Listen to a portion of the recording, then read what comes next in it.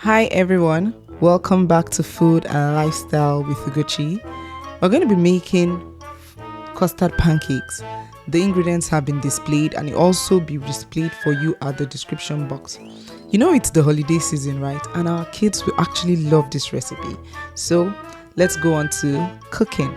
First, you mix the dried ingredient together, which is the custard, the baking powder, and the sugar. Give that a very, very good mix. After you have given that a good mix, you would go in with your vanilla and banana flavor. That is the twist there.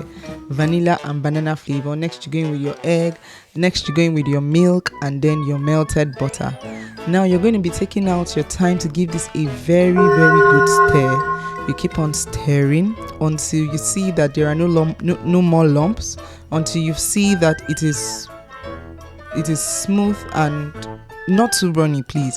Then at some point you would have to go in with some water, a little water, to ensure that the mix is really smooth and consistent. After you have added the water, you keep stirring.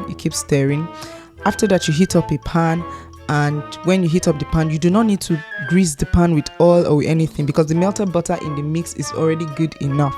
Now, when your pan is hot enough, you'd go in with your pancake mix. Easy, your custard pancake mix. You go in with it little by little. After when you see bubbles at the top, you flip.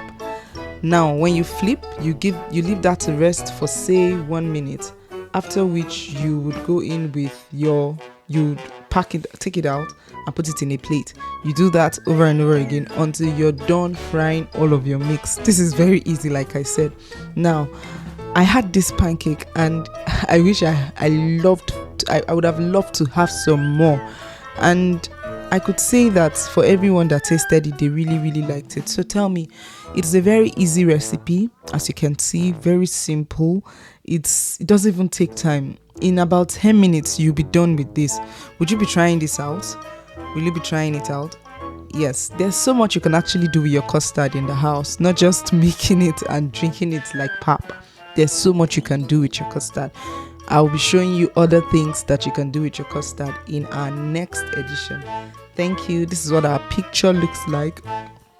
It was really tasty and I loved every bit of it. I hope you're going to be trying this recipe.